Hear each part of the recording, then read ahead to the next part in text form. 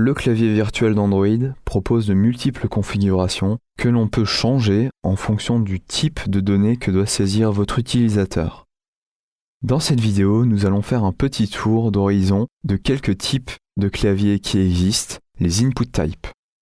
De manière générale, vous allez définir vos input types directement sur le composant Edit Text dans vos fichiers XML.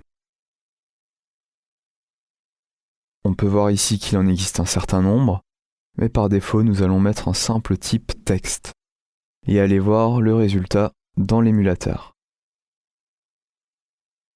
C'est donc le clavier de base d'Android qui s'affiche et qui permet à l'utilisateur de saisir du texte.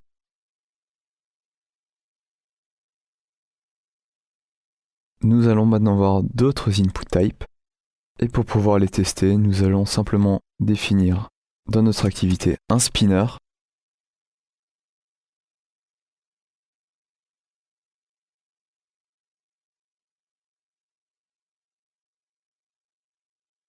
et aussi notre edit text que l'on a vu tout à l'heure dans le fichier XML sur lequel on va appliquer l'input type sélectionné.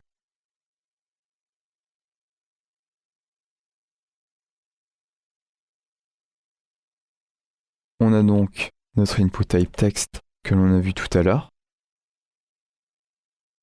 Et on continue avec le type numbers qui permettra d'afficher un clavier composé de nombres pour que votre utilisateur puisse saisir uniquement des nombres. On a ensuite le type téléphone qui là n'affichera que les chiffres du clavier téléphonique et ainsi s'assurer que votre utilisateur saisit bien un téléphone. Il ne vous restera ensuite plus qu'à vérifier que le téléphone est au format que vous attendez. Lançons l'émulateur pour tester ces deux types.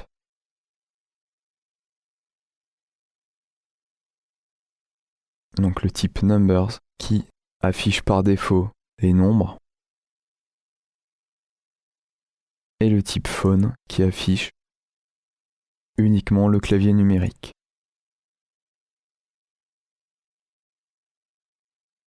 On continue avec le type datetime qui permettra à votre utilisateur de saisir des dates et un autre input type un peu particulier qui est utilisé lorsque votre utilisateur devra saisir un mot de passe. Ici, au lieu d'appliquer simplement un input type, on utilise la méthode setTransformationMethod qui permet de masquer le champ lorsque l'utilisateur entre son mot de passe. Allons voir le résultat dans l'émulateur.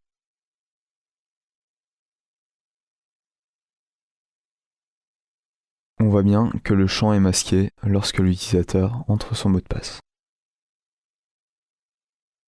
Pour finir, nous allons voir le type email qui permet d'afficher sur le clavier les caractères nécessaires à la saisie d'une adresse email et également le type capwords qui permet de mettre en majuscule la première lettre de chaque mot. Nous lançons l'émulateur.